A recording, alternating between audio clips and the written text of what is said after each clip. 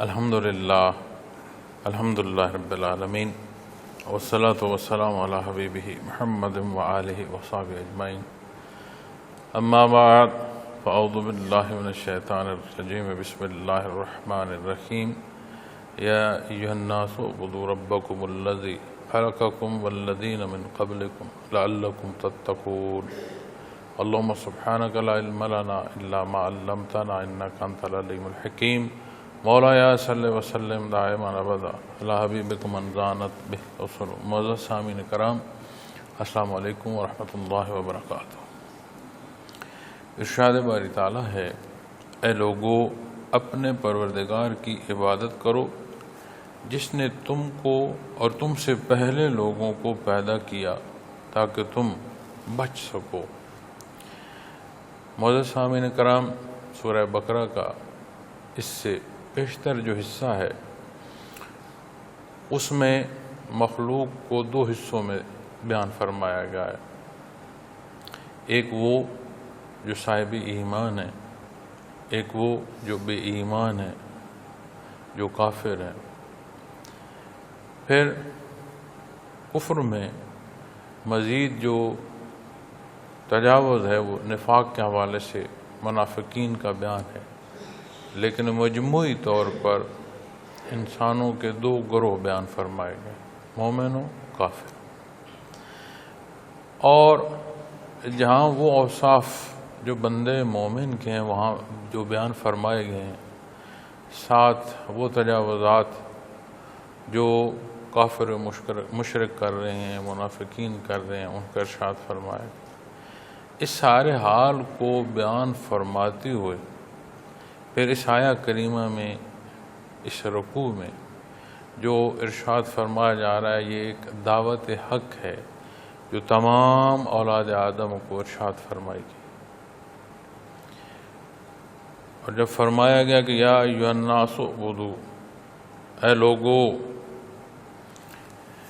ربکم الذی خلقکم، اپنے پروردگار ربکم، اپنے پروردگار کی عبادت کرو جس نے تم کو پیدا فرمایا. اور پھر فرمایا والذین من قبلکم لعلکم تتقون، اور تم سے پہلے لوگوں کو لعلکم تتقون، تاکہ تم پرہیزگار ہو سکو، تاکہ تم صاحب تقوی ہو سکو، متقی ہو سکو. تو فرمایا تاکہ تم بچ سکو. اب جہاں انسان کے حوالے سے بات آئے گی تو یہ جو تقسیم ہمارے معاشروں میں ہمیں نظر آتی ہے، یہ تقسیم ظاہری ہو سکتی ہے، عارضی وقتی ہو سکتی ہے، ضروریات اور ان کی تکمیل کے حوالے سے ہو سکتی ہے. لیکن معزز سامعین کرام، بحیثیت انسان تمام یہ جو مخلوق ہے یہ حضرت آدم علیہ السلام کی اولاد ہے، اور انسانی حیثیت میں سب برابر ہیں. اور اللہ کریم نے مذہب اختیار کرنے کا اور زندہ رہنے کا حق ہر ایک کو عطا فرمایا. یوں تو مخلوق خدا کو جب آپ تجزیہ کرتے ہیں تو خلق میں دو طرح کی مخلوق ہمیں سمجھ آتی ہے، ہمیں نظر آتی ہے، جسے ہم دیکھتے ہیں. ایک وہ مخلوق جو جاندار ہے، ایک وہ مخلوق جو بے جان ہے. اب ہمارے نزدیک جو مخلوق بے جان ہے، عند اللہ وہ بھی اس کی عبادت کرتی ہے. سبح للہ ما فی السماوات والارض، زمین و آسمان میں جو کچھ ہے وہ اللہ کی عبادت کرتے ہیں، اللہ کا ذکر کرتی ہے، اللہ کی حمد و ثنا بیان کرتی ہے. گو ہمارے نزدیک وہ بے جان ہے، لیکن اللہ کریم کی مخلوق. پھر ہم اپنی اس تجزیے جس کے تحت ہم جاندار مخلوق کو دیکھتے ہیں، اس کی باریکیوں میں جائیں تو اتنی مخلوق ہے اور اتنی اقسام ہیں کہ شمار محال ہے. ہم جس زمین پر بستے ہیں اسی زمین پر، سطح زمین پر کتنی مخلوق ہے اور کتنی اقسام ہے. یعنی اقسام وہ شمار ممکن نہیں چاہے جائے کہ ہر قسم میں پھر شمار ہو کہ اس قسم کی مخلوق عدد میں کتنی ہے. بات تو بڑی دور چلی جاتی اور بات یہاں ختم نہیں ہوتی. کتنی ایسی مخلوق ہے جس تک ہماری رسائی نہیں ہے، زیر زمین ہے، اور کتنی اقسام ہے اور تعداد کتنی ہے کچھ سمجھ نہیں آتا. اسی طرح پھر زیر آب ہے. دنیا میں خشکی سے زیادہ تری ہے. اب جو زیر آب مخلوق ہے اس کا ایک اپنا نظام حیات ہے. پھر ان ساری مخلوقات میں جو نظام حیات ہے ان کی ضرورت کے مطابق رواں دواں ہے. پیدائش بھی ہے، ذریات اور ان کی تکمیل کا نظام بھی ہے، صحت و بیماری بھی ہے، اور ایک کنبے کی صورت. پھر فنا، کل من علیہا فان، پھر فنا بھی ہے. اور یہ ایک ایسا دائرہ ہے زندگی کا جو ہر مخلوق میں اپنے وقت کے مطابق، اپنی اس فرصت کے مطابق جو اللہ کریم نے ہر ایک کو عطا فرمائی ہے اپنا چکر پورا کر رہا ہے. پھر زمین کی وسعتوں سے باہر نکلا جائے اور آسمان دنیا کی وسعت میں جھانکا جائے. یوں تو جب تعداد کی بات آئے گی تو 7 آسمان، لیکن قرآن کریم بیان فرماتا ہے کہ آسمان دنیا کو اللہ کریم نے سجا دیا ہے. اور جب صاف رات ہو، دھندلا نہ ہو، تو آسمان کی طرف جب نگاہ اٹھائی جائے تو یہ سنگھار، یہ خوبصورتی، یہ رعنائیاں جو رب کائنات نے آسمان میں پیدا فرمائی ہیں نظر آتی. پھر طلوع و غروب سورج کا ہو یا چاند کا ہو، ستاروں یا سیاروں پر تحقیق ہو. پھر ایک چیونٹی کی زندگی، جس زمین پر ہم زندگی بسر کر رہے ہیں معزز سامعین کرام، اس میں بسنے والی ایک چیونٹی جو ہے اس پر اگر تحقیق کی جائے تو اس کی ساری زندگی کا جو ذاتی محور ہے اس کے علاوہ ایک اور ذمہ داری ہے جو وہ ادا کر رہی ہے. اور یہی حصہ، کیونکہ اللہ کریم نے مخلوق میں جب بات کی ہے تو جوڑا بیان فرمایا. تو جہاں اس کی زندگی کے نظام کو دیکھتے جاؤ گے تو اپنی جو بنیادی ضروریات ہیں ذات سے متعلق، اس کے علاوہ بھی ایک ذمہ داری ہے جو وہ ادا کر رہے ہیں. اور نہ صرف یہ مخلوق جسے ہم جاندار سمجھتے ہیں، وہ مخلوق بھی جو ہمارے نزدیک بے جان ہے، وہ بھی جہاں ہے جیسی ہے اس کے علاوہ ایک ذمہ داری ادا کر رہی ہے. اور اسی بات کو آپ ستاروں، چاند اور سورج تک لے جائیں تو یہ بات بڑی واضح سمجھ آتی. کیا کہ ان ساری مخلوقات میں ایک مخلوق ایسی ہے جو ان تمام مخلوقات کا محور ہے، اور ساری جو مخلوق ہے اس کا رخ اس ایک مخلوق کی طرف ہے. تحقیق کیجئے، تجربہ کیجئے، سمجھ آئے گی کہ وہ ایک مخلوق جو ہے وہ حضرت انسان. اب وہ جانور جو موذی ہیں، جو نقصان دہ ہیں، ان کی زندگی پر بھی جہاں تحقیق آتی ہے، ان کی زندگی کا تسلسل جو ہے وہ دوسری مخلوقات کی ضرورت ہوتی ہے، اور یہی ضرورت اور نسبت چلتے چلتے چلتے آخر اس مخلوق پر آ کر رکتی ہے. مثلا بارش برسی، بارش آسمان سے برسی، بادل آئے، اس نے زمین کو سیراب کیا. زمین میں رویدگی پیدا ہوئی، سبزہ پھوٹا، کتنی اقسام ہیں جانداروں کی جنہیں اس سے تقویت ہوئی، کتنی قسم کی بیماریاں ہیں جو اس سے زائل ہوئی، کتنی فضا میں ایسی نمی پیدا ہوئی جو حیات کی ضرورت میں ایک صحت کے حوالے سے اہم ہے، وہ مخلوق کو نصیب ہوتی تھی۔ لیکن وہ جو قطرے زمین پر برسے اس سے جو سبزہ پھوٹا، اب وہ قطرے بادل کی بات ہو تو مخلوق، جس زمین پر برسا وہ بھی مخلوق، وہاں جو کچھ رویدگی سے پیدا ہوا وہ بھی مخلوق۔ اب اس کمال پر تو بحث الگ ہے کہ ایک پانی جو ہے اس کے اندر کیا قوت ہے کہ اس نے ایک خاک اور ایک مٹی کو، ایک خشک زمین کو ایسی صورت میں پیدا کر دیا کہ وہ سرسبز و شاداب ہو گئی، یہ الگ بحث ہے۔ لیکن اس گھاس کو جس جاندار نے کھایا اس میں کیسے جاندار ہیں جو مزید انسان کی خوراک کی ضرورت جو ہے اسے پوری کر رہے ہیں۔ کتنے ایسے جاندار ہیں جن کی کھال اس کے کام آ رہی ہے، جن کے بال اس کے کام آ رہے ہیں، جن کی ہڈیاں گوشت اس کے کام آ رہا ہے۔ پھر اسی طرح ہر مخلوق کا آپ جائزہ لیتے ہیں تو اس کا رخ انسان کی طرف ہوگا۔ کیوں؟ یہ کمال انسان کا نہیں ہے، اللہ کریم نے اسے زمین پر اپنا نائب پیدا فرمایا، یہ کمال اس عطا کا ہے جو رب العالمین نے فرمایا۔ پھر اس میں جو حیات ہے اور عمومی جو جاندار ہے بہت بڑا فرق ہے۔ باقی حیات تبخیری عوامل کے تحت تو ہو سکتی ہے، واحد حیات جو روح کی صورت میں اسے نصیب ہوئی اس کی انفرادیت ہے۔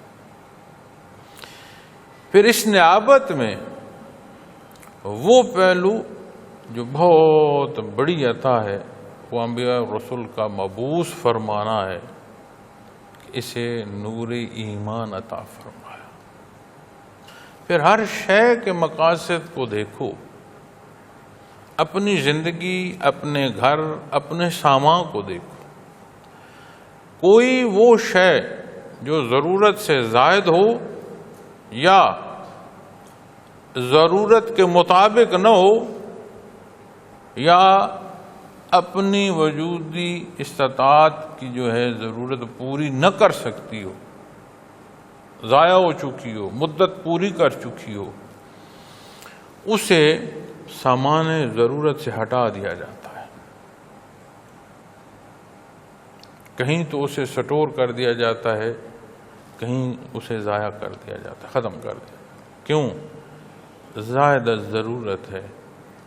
اگر زائدہ ضرورت نہیں ہے تو اس شے کی صورت یہ ہے کہ وہ بیکار ہے، کسی کام قابل نہیں، اسے ہم حذف کرتے ہیں۔ پھر ساری مخلوق میں تجزیہ کرتے ہوئے جب یہ بات سمجھ آئے کہ ہر شے کسی مقصد پر رواں دواں ہے، کیسے ممکن ہے کہ وہ تمام مخلوقات جس کا رخ ایک مخلوق کی طرف ہے اس کا پیدا ہونا بے مقصد ہو؟ یہ کیسے ممکن؟ آسمان کی وسعتوں میں چمکتا سورج جسے رب کائنات نے اس جہان فانی میں روشنی کا سبب بنایا، چاہے وہ روشنی اس سے منعکس ہو کر ہمیں ستاروں کی صورت میں نظر آئے یا ہمیں چاند کی صورت میں نظر آئے، کہیں نہ کہیں کسی نہ کسی پہلو پر انسانی زندگی کی تقویت کا سبب۔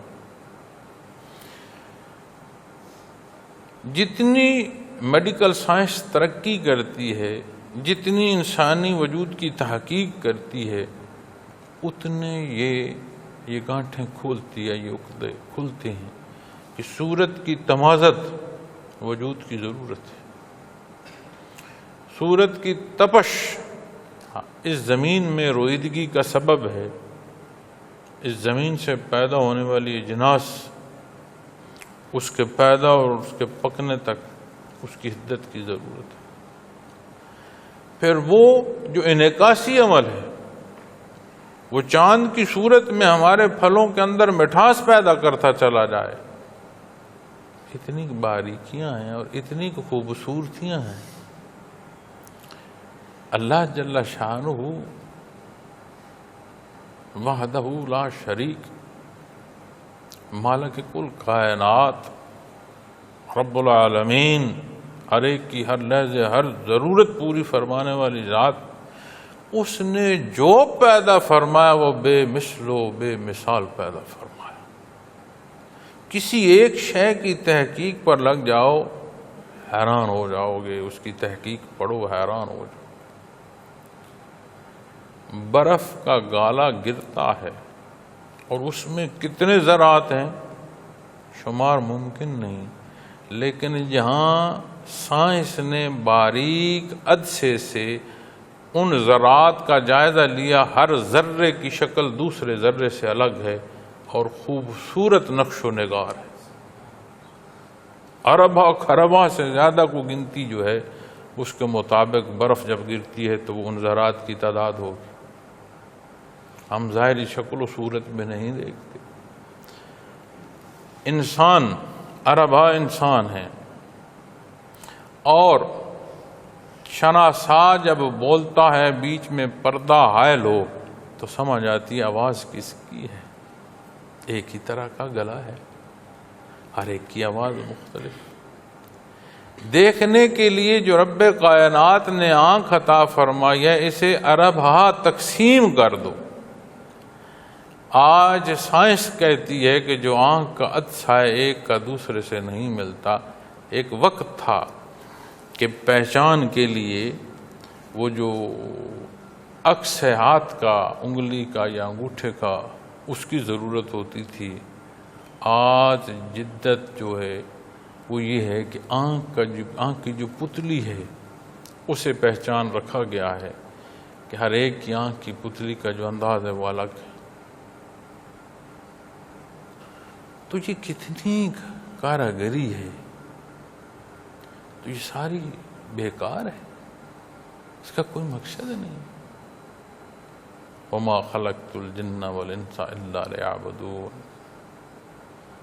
قرآن کریم ان تمام مخلوقات میں ایک انسان اور دوسری وہ مخلوق جو آگ سے پیدا فرمائی اللہ کریم، انسان وہ جو مٹی سے پیدا فرمایا، دوسری وہ مخلوق جو آگ سے پیدا فرمائی، ان تمام مخلوقات میں مکلف ان دو کو ارشاد فرمایا اور مقصد حیات بیان فرمایا کہ اپنی عبادت کو پیدا فرمایا۔ اب کسی شے کا کسی مقصد کے لیے ہونا، اس کے لیے ضروری ہے کہ اس کے ساتھ وہ ذرائع ہوں جو مقصد کی تکمیل تک پہنچائیں۔ بڑا سادہ سی بات ہے، کوئی شے چبانے کے لیے دانت چاہیے، قدرتی دانت نہیں رہے تو ہم عارضی اور مصنوعی دانت لگا رہے ہوتے ہیں۔ کیوں؟ کہ شکل و صورت بھی سلامت رہے اور جو شے کھا رہے ہیں اسے چبا سکے۔ اگر ایک نوالے کا چبانا اور اس کے لیے شے ضروری ہے کہ ذریعہ موجود ہو، تو یہ کیسے ہو سکتا ہے کہ جو مقصد حیات ہے اس کے لیے ذرائع نہ ہوں اور ان ذریعوں کو بروئے کار نہ لانا ہو؟ تو وجود انسانی میں سمع و بصر اور افئدہ، قلب انسانی، یہ تین بنیادی ذرائع ہیں جو یہ اپنی ضرورت کے تکمیل کے لیے استعمال کر سکتا ہے۔ پھر جب بات دنیا کی آتی ہے معزز سامعین کرام، خلق کی بات آتی ہے، تو اس کی وسعتوں تک وجودی علوم یا وجودی جو حصات ہیں ان کی رسائی تو ممکن ہے، لیکن جب بات اللہ رب العالمین کی آئے گی، وہ ذات وراء الورا، کوئی پیمانہ، کوئی سوچ، کوئی حصہ ایسا نہیں جو اس کی ذات کا احاطہ کر سکے۔ اس کی ذات تو ذات اس کی کسی صفت کا احاطہ نہیں کر سکتا، یہ مخلوق ہے، وہ خالق ہے۔ اس کے حضور تو سوچ کی بھی پابندی ہے، جہاں تک نبی کریم صلی اللہ علیہ وسلم نے ارشاد فرمایا اس سے کمی بیشی جو سوچی جائے گی تو وہ گمراہی کا سبب۔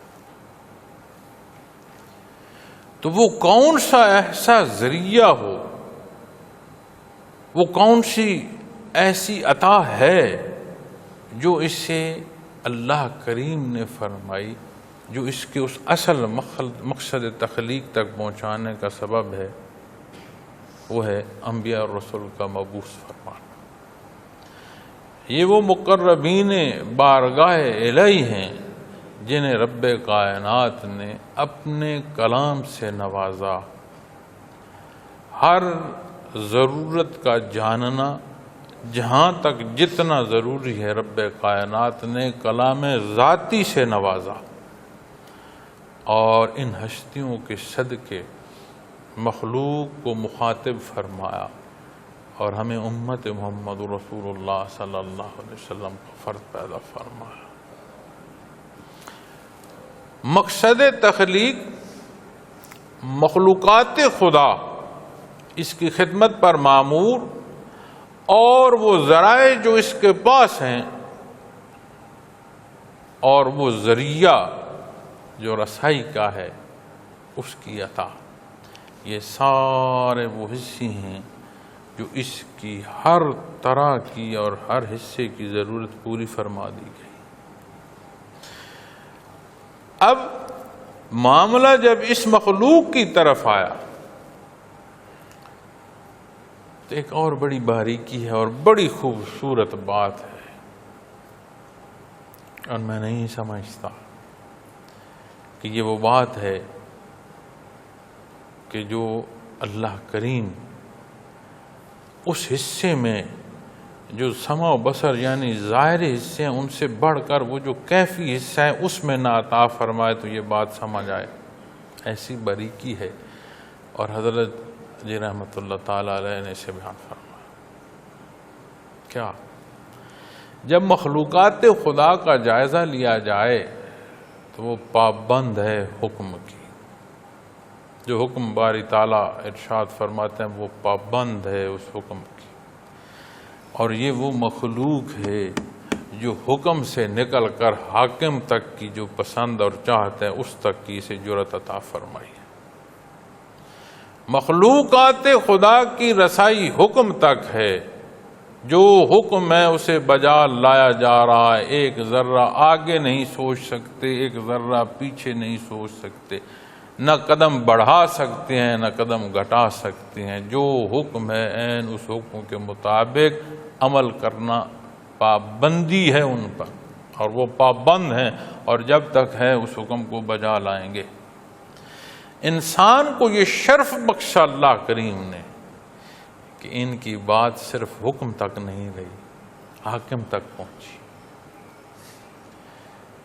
یہ اس کی محبت، اس کی ذات کی شناسائی، اس کے قرب، یہ سارے وہ پہلو ہیں جنہیں حاصل کرنے کی جرأت کر سکتا ہے، باقی کسی میں یہ جرأت ہے ہی نہیں۔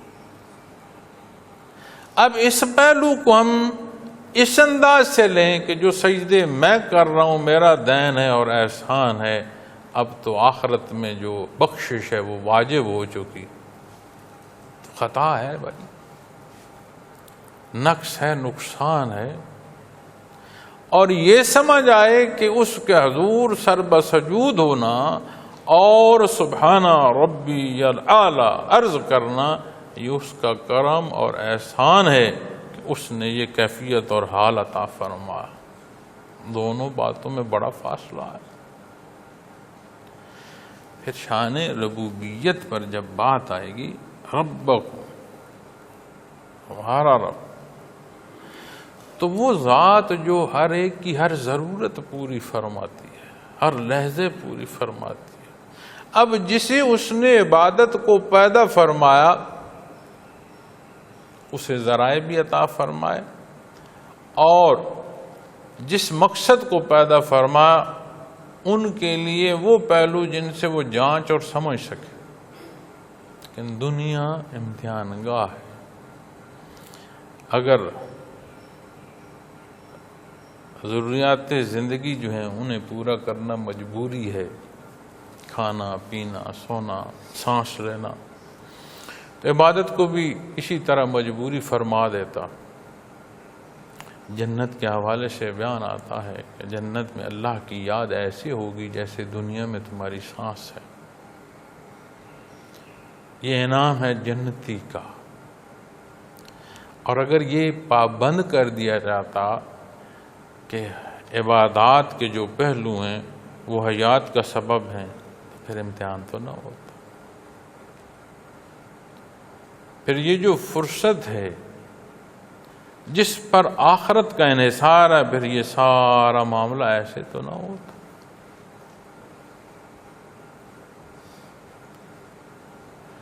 اور جب ظاہر اور باطن دونوں پہلوؤں کی بات آئے گی کہ ذرائع جو جاننے کے لیے ہیں، تو پھر بات اقرار باللسان کی بھی ہوگی اور تصدیق بالقلب کی بھی ہوگی. بات تعلیمات محمد الرسول اللہ صلی اللہ علیہ وسلم کی بھی ہوگی اور بات کیفیات محمد الرسول اللہ صلی اللہ علیہ وسلم کی بھی ہوگی. تو رب کائنات نے جب فرمایا یا ایھا الناس اعبدوا، اے لوگو عبادت کرو، ربکم الذی خلقکم، اس کی جس نے تمہیں پیدا کیا، تم سب کو پیدا کیا، اس کی عبادت کرو. پھر دوسرا پہلو جو یہاں سمجھ آتا ہے اس ساری تحقیقی حصوں سے نکل کر، کہ عبادت ہم سمجھتے ہیں کہ عبادت کا کرنا وہ عمل ہے کہ اب اس پر بخشش اگر واجب نہ ہو تو کوئی پہلو کہ اب ہوگی، کسی انداز میں ہم سمجھتے ہیں. عبادت کا اگر مفہوم لیا جائے تو اقرار کے معنوں میں آتا ہے کہ بات کا ماننا، حکم کا مانا جانا عبادت کے مفہوم میں آئے گا. اب عبادت کی جو بنیاد ہے وہ نور ایمان سے. اگر ایمان نہ ہو تو پھر بات عبادت تک پہنچتی ہی کوئی نہیں. بنیاد ایمان ہے، اور ایمان میں جو بنیاد ہے وہ وحدانیت باری تعالیٰ ہے. تو جب ایمان نصیب ہوگا پھر یہ بات آتی ہے کہ عبادت کا ہونا اور اس کے درجات کا ہونا، اس کی شرف قبولیت کا ہونا، اس موضوع پر پھر بات آئے گی. تو جب بات ماننے کی آئے گی تو دین اسلام کلام ذاتی ہمیں زندگی کا ایک جامع نظام عطا فرماتا ہے جو ایمان، عبادات اور معاملات زندگی کے ہر حصے میں رہنمائی کا سبب ہے. اب جو مخاطب ہے معزز سامعین کرام، جس کے پاس وہ بنیاد جو جاننے کے لیے ضروری ہے وہ وہاں موجود ہیں، اور وہ ذریعہ جس سے شناسائی نصیب ہونی ہے اس کی رسائی ہے، تو پھر ضرورت ہے اسے جانا جائے. اور اگر یہ کہہ دیا جائے کہ اسلام کا جاننا مولانا کے ذمے ہے، ذکر اذکار کی بات آئے تو یہ پیر صاحب کے ذمے ہے، جہاں ہمیں ضرورت ہوگی وہاں ہم اپنی تشفی کے لیے جائیں گے اور اپنی ضرورت پوری کر لیں گے. معاملہ یہ ماجرا درست نہیں.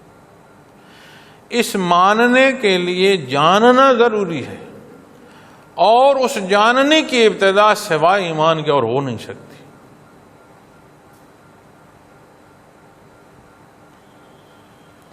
تو جب ماننے کی بات آئے گی تو عبادات میں سب سے بڑی جو عبادت ہے وہ فرائض کی صورت میں.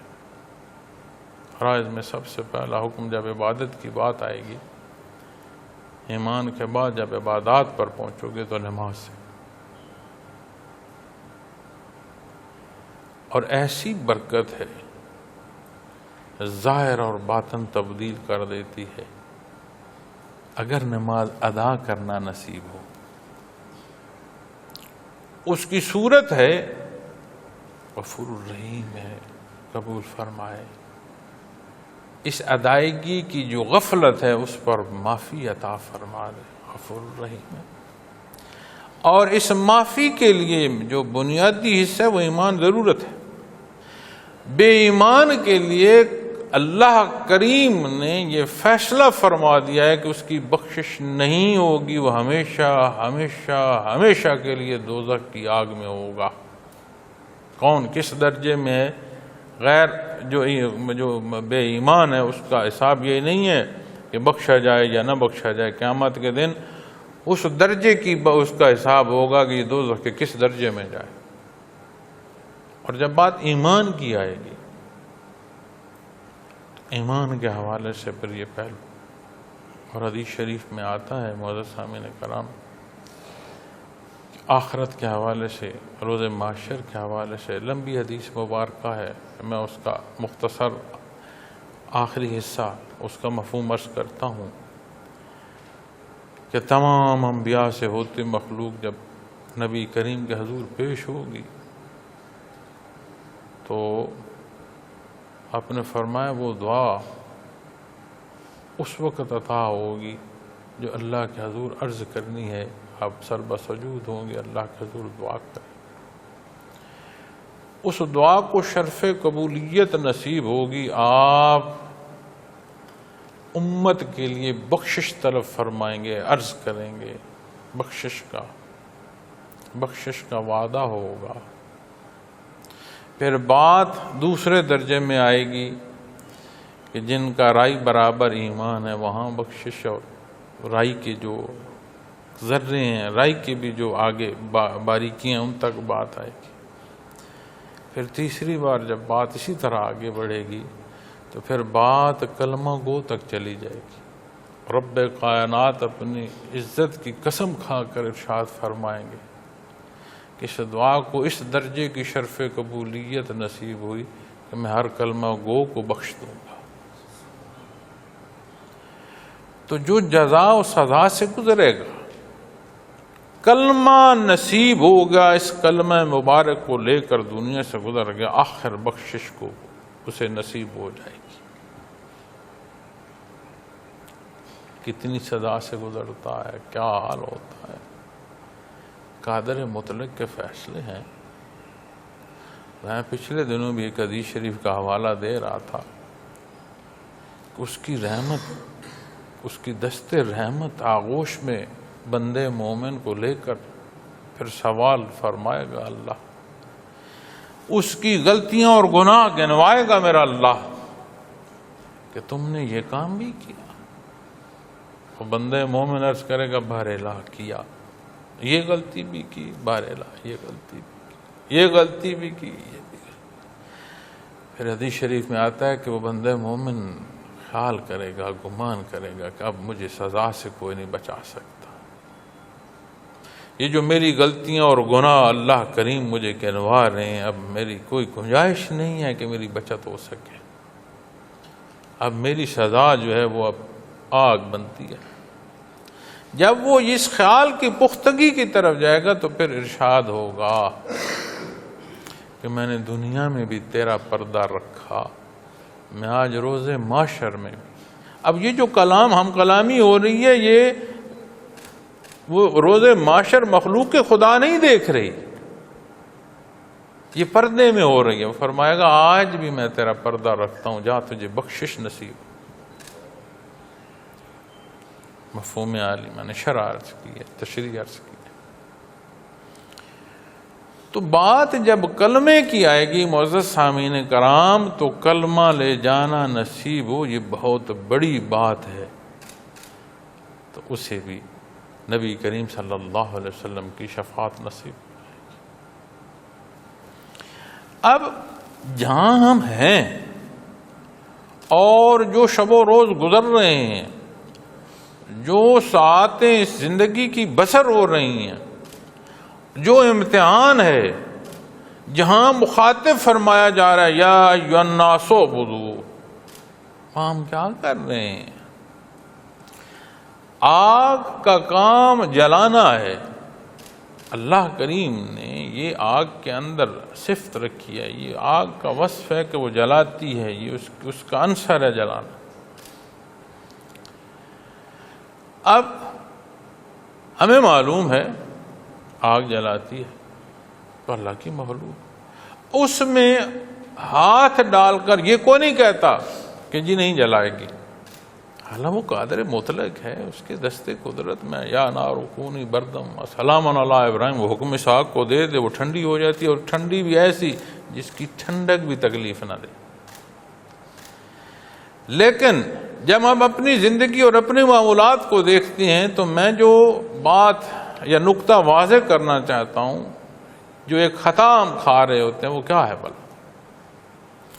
کہ جس بات کا حکم ہے کہ اس کی عبادت کرو، ہم اس بات کو اور اس عمل کو چھوڑ دیتے ہیں اور کہتے کیا ہیں؟ اللہ کریم معاف فرمانے والے ہیں، وہ معاف فرما دیں. وہ معاف فرمانے والے ہیں، اسے تو محبوب ہے معاف فرمانا، یہاں تو بات حق ہے. لیکن جو کردار ہم اختیار کر رہے ہیں، اور اگر زہر نہ ہو دودھ ہو تو صحت کی دعا مانگی جائے پھر تو بات سمجھ آتی ہے، اور زہر کھا کے صحت کی دعا مانگی جائے تو پھر قانون قدرت کے خلاف جا رہے ہو تو غلطی تو خود کر رہے ہو، پھر اس کا خمیازہ نہیں بھگتو. تو جب بات عبادت کی معزز سامعین کرام آئے گی تو پھر کیا اس کا جاننا ضروری نہیں؟ بات آج کی زندگی اور اس کی فرصت کی آئے گی تو ان لمحات کا ضائع کرنا یا ان لمحات کو اس کے حکم کے تحت بسر کرنا بڑا فاصلہ ہے بھائی. تو جسے مخاطب فرمایا جا رہا ہے، جو کچھ ارشاد فرمایا گا اسے جانے نہیں کہ بچے کی پیدائش ہوگی یا کوئی فوت ہوگا تو مولانا کو بلا لیں گے، کوئی بڑی پریشانیاں ہو جائیں گی، کوئی اثرات آ جائیں گے، کوئی بیماریاں آ جائیں گے تو پیر صاحب کے پاس چلے جائیں گے. حالانکہ یہ وہ جگہ ہیں جہاں سے اس ضرورت کی تکمیل کا سبب ہے. دین کسی کی ملکیت نہیں ہے ذاتی. بے شمار لوگ اس نسبت سے جہاں بیٹھنے کا شرف ہے، اس نسبت سے پوری دنیا میں کیفیت قلبی حاصل کر رہے ہیں، لیکن میں ان کیفیت قلبی کا مالک تو نہیں. یہ اللہ کی عطا ہے اور اللہ کی مخلوق کی طرف ہے. اس میں کسی درجے کا آ جانا یہ خوشبختی ہے، یہ اللہ کا کرم اور احسان ہے، کمال ذاتی تو ہے. تو پھر وہ جو ایک استاد اور شاگرد کا رشتہ ہے، کاہے کو ہے اور کس لیے؟ کہ وہ علوم جو استاد کے پاس ہیں انہیں سیکھا جائے، سمجھا جائے. جب اس بات کی سمجھ آئے گی کہ یا ایھا الناس اعبدوا، اے اولاد آدم اپنے پروردگار عالم کی عبادت کرو جس نے تمہیں پیدا فرمایا، تو سودے تو سارے پہلے یہاں ختم ہو گئے. میرے سامنے یہ 12 سوال آتا ہے کہ جی میں نماز میں پنجگانہ بھی پڑھتا ہوں، نفل کی بھی کوشش کرتا ہوں، استغفار درود شریف کی تسبیحات بھی کرتا ہوں، میرے گھر بیماری نہیں جاتی. اب ہم کیا سمجھ رہے ہیں کہ ہمارا جو ادائیگی، ہم ایک سودا سمجھ رہے ہیں کہ ہم نے جو اللہ کی عبادت کی ہے، اب ہم جو ہے اس سودے میں مثبت حصے تک چلے گئے ہیں، ہم زائد ہو گئے ہیں. اب وہاں سے بخشش جو ہے وہ ضروری ہے، اور ایک ایسی کیفیت کہ جتنی عبادت میں کر چکا ہوں اور جتنے کمال کو میں پہنچوں. خطا کار جو پیدائش ہے، اس پیدائش کو جب دیکھو گے نا، یہ جب فرمایا خلقکم، ہمیں پیدا فرمایا. خلق کہتے ہیں ایسا ایجاد جو تھی ہی نہیں، نہ ہونے سے ہونے میں پہنچنا، یہ خلق کے معنوں میں آئے گا، تخلیق کے معنوں میں آئے گا، ایجاد کے معنوں میں آئے گا. اور جہاں نان ایگزسٹنس کو ایگزسٹنس دی جا رہی ہے ہی نہیں، تھا ہی نہیں، اس رب کائنات نے اسے ہونا عطا فرمایا، تو سودے پھر کہاں گئے؟ ہم تو پہلے اتنے مقروض ہو گئے کہ سودے کی بات تو رہی کوئی نہ۔ اس نے پیدا فرمایا، اس نے ہونا نصیب فرمایا، اس کی عبادت کرو۔ پھر اس کی ذات ایسی ہے بے مثل و بے مثال، ایسی بڑائی ہے اس کی ذات کی کہ اس کی چاہت اس کی اجازت سے مشروط ہے، اور وہ تمہیں ارشاد فرما رہا ہے اپنی عبادت کا۔ کتنا کرم اور احسان۔ تو جس زندگی کی جھمیلوں میں ہم اپنا وقت صرف کرتے ہیں، اس بارے میں بھلا کیا ہے؟ کہ حدیث شریف میں آتا ہے کہ بچہ جب گوشت اور ہڈیاں تک پہنچ جاتا ہے تو فرشتہ جو اسے اس کی روح منسلک وجود سے کرتا ہے، تو اس وقت اس کی جہاں زندگی اور موت کا معین وقت اس کے لیے اس تک پہنچتا ہے، وہاں اس کی جو رزق ہے، اس کی جو دنیا کی ضروریات ہیں وہ بھی پوری ہوتی ہیں، اور اس کی تقدیر، پھر روح اس وجود میں داخل ہوتی ہے، حیات پیدا ہوتی ہے۔ اب اس حرکت کے ساتھ اس کا نصیبہ طے ہو چکا، اس نے سبب کرنا ہے، اور جو نصیب ہے اس کا اس نے اس تک پہنچنا ہے، کوئی نہیں روک سکتا۔ اب ہم کیا کر رہے ہیں؟ میں جو نقطہ عرض کر رہا تھا کہ جو حکم اس نے دیا، جس بات کو محنت کرنے کا، جس کے لیے تڑپ کرنے کا، اسے ہم چھوڑ رہے ہیں، اور فرض حکم جو نماز تک کا اسے چھوڑ کر کیا کہتے ہیں؟ اللہ معاف کرنے والا۔ اور جو روزی اور دنیا کی حیثیتیں جو اس نے تقسیم فرما دی ہیں، ہر ایک کا حصہ اسے عطا فرما دیا ہے، اس کے لیے ہم اپنے زور بازو اور اپنے کمال کو دیکھ رہے ہیں کہ یہ میرے زور بازو سے جو کچھ میں حاصل کر رہا ہوں۔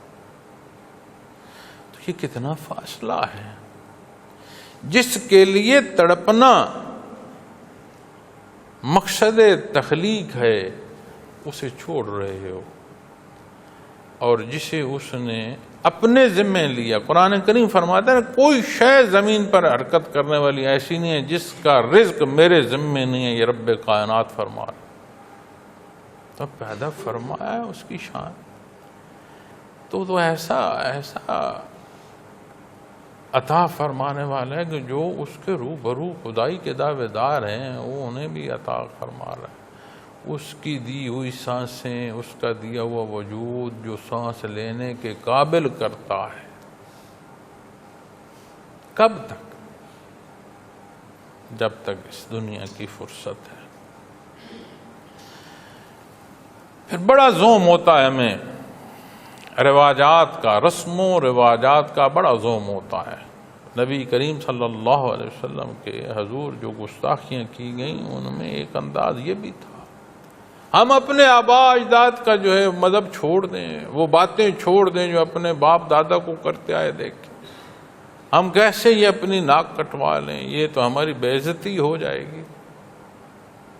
وہ فرما رہا تم سے جو پہلے ہیں انہیں بھی میں نے پیدا فرمایا، اس میں بھی ان کا کمال نہیں ہے، یہ عطا ہے رب العالمین کی۔ تو بات ہماری اور ہم سے پہلوں کی جب آئے گی تو ایک اور نقطہ یہاں، یہ امت آخری امت ہے، یہ بھی دلیل اس آیہ کریمہ کے حصے سے ملتی ہے۔ چونکہ جب بات پہلی امتوں کی آتی ہے تو نبی کریم صلی اللہ علیہ وسلم کی ذات کے حوالے سے، آپ کے خدام کے حوالے سے تورات و انجیل کی مثالیں قرآن کریمہ میں بیان فرما۔ اب یہاں جب بات آ رہی ہے ہماری پیدائش کی، اس امت کی اور اس سے پہلوں کی، تو نہ صرف آباء و اجداد کی بات آئے گی، یہ سب کا ساری پیدائش کا تخلیق کی بات آ جائے گی۔ تو اس امت کی اور سابقہ امتوں تک کی بات آ رہی ہے، تو اس کے پیچھے تو کوئی نہیں بات ہو رہی۔ تو یہاں یہ بات بھی واضح ہوتی ہے کہ آخری امت، آخری نبی اور رسول آپ صلی اللہ علیہ وسلم کے تکمیل نبوت ہے آپ صلی اللہ علیہ وسلم کی ذات اقدس پر۔ تو پہلوں کو بھی اس نے پیدا فرمایا، والذین من قبلکم، تم سے پہلے لوگوں کو بھی پیدا کیا۔ اب ہم اپنے معاشرے کے رواجات، ان کی اہمیت کو دیکھیں اور احکامات دین کو دیکھیں تو ہم کتنی ہی غمی خوشی میں پہلو ایسے اختیار کرتے ہیں جن کا تعلق دین سے نہیں ہے، اللہ کی پسند سے نہیں ہے، ارشادات محمد رسول اللہ صلی اللہ علیہ وسلم سے نہیں ہے، ایک معاشرے کا رواج ہے جسے ہم اختیار کرے جا رہے ہیں۔ وہ فرما رہا ہے تمہیں نہیں پیدا کیا، والذین من قبلکم، تم سے پہلوں کو بھی پیدا کیا۔ اب یہ جو آیا کریمہ کی ابتدا ہے جہاں فرمایا سو بدو، عبادت کرو اس کی، یا ایھا الناس اعبدوا، واپس اس تک کی جو رسائی ہے اس کا نتیجہ کیا ہے؟ لعلکم تتقون، تاکہ تم گرفت سے بچ سکو، تاکہ تم متقی ہو سکو، تاکہ تم صاحب تقوی ہو سکو۔ تقوی کیا ہے؟ وہ کیفیت، وہ حال جو خشیت الہی کا نصیب ہو، کہ بندہ اپنے اللہ کے روبرو، وہ انعام جو اہل جنت پر ہے، وہ کرم اور عطا جو روز محشر اس کے پسندیدہ بندوں کو نصیب ہوگی۔ دار دنیا میں زیارت تو نہیں، سماعت تو نہیں، یہ شرف اللہ کریم نے اپنے انبیاء اور رسول کو جہاں جیسا جتنا عطا فرمایا، لیکن اس دنیا کی تخلیق میں یہ قوت ہی نہیں کہ یہ رب کائنات کی جو ذات ہے اس کی زیارت جو ہے اسے نصیب ہو سکے، طاقت ہی نہیں۔ موسیٰ علیہ السلام نے جب زیارت کے لیے عرض کی، کلام، شرف کلام نصیب ہوا، کیا عطا ہے اللہ کی۔ تو وہ تڑپ جو بندگی کی ہے، وہ چاہت جو اس نے پسند فرمائی مخلوق کی، اس کی محبت میں اس کی وہ تڑپ، وہ تقوی، تو جب وہ درد بڑھا تو آپ نے زیارت کی خواہش کی۔ اللہ کریم نے فرمایا کہ اس پہاڑ کو دیکھو، دنیا میں ممکن نہیں ہے کہ اللہ کریم کا دیدار ہو سکے، مخلوق میں یہ طاقت ہی نہیں ہے کہ وہ دیدار جو ہے اسے برداشت کر سکے۔ تجلیات کا برداشت کرنا مخلوق کی طاقت ہی نہیں ہے کہ تجلیات ذاتی کو برداشت کر سکے۔ پہاڑ جل کر خاکستر ہو گیا، اولو العزم پیغمبر موسیٰ علیہ السلام بے ہوش ہو۔ لیکن حدیث جبرائیل میں ان تعبد اللہ کأنک تراہ فإن لم تکن تراہ فإنہ یراک، یہ درجہ جو حضوری کا ہے، جو روبرو ہونے کا، یہ نصیب ہو سکتا ہے، یہ ممکن ہے۔ اور یہ وہ معراج ہے جو متقی کی ہے اور اسی دار فانی میں ہے۔ اور یہ ابتدا بندگی کی، یہ کیفیت، یہ حال یہاں سے نصیب ہو تو پھر موت تلخ نہیں ہوگی، موت ایک پل اور ایک دروازہ لگے گی کہ اپنے اللہ کے حضور حاضر ہونا ہے۔ بڑی باریکیاں ہیں بھائی۔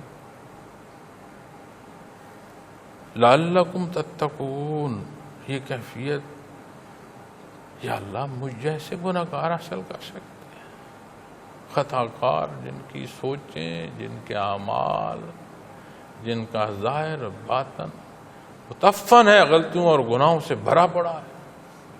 فرمایا نہیں، یا ایھا الناس اعبدوا، اے اولاد آدم اپنے پروردگار عالم کی عبادت کرو، اس طرف کا قدم اٹھانا نصیب ہو۔ ھدی للمتقین، راستہ ہی متقی کا ہے۔ تو عبادت کے بغیر تقوی نصیب نہیں ہوگا، یہ اصول ہے۔ اس آیہ کریمہ میں یہ اصول بیان فرمایا جا رہا ہے، عبادت کے بغیر تقوی نصیب نہیں ہوگا۔ جیسے پیٹ بھرا ہونے کے لیے خوراک کا لینا ضروری ہے، جیسے اس زندگی کے لیے، اس کی روانی کے لیے پھیپھڑوں میں آکسیجن کا، سانس کا لینا ضروری ہے، وجود کی رگ رگ میں خون کا چلنا اور دوڑنا ضروری ہے۔ یہ ساری باتیں ہمیں سمجھ آئیں اور ایک نہ سمجھ آئے کہ دین کا جاننا اور اس پر عمل کرنا یہ ضروری نہیں ہے، تو یہ خطا کھائیں گے، خود اپنے آپ کو دھوکہ دیں گے، اپنا نقصان کریں گے۔ اللہ کریم متقی کی کیفیت عطا فرمائے، اللہ کریم دین کا جاننا، اس پر عمل کرنے کی توفیق عطا فرمائے۔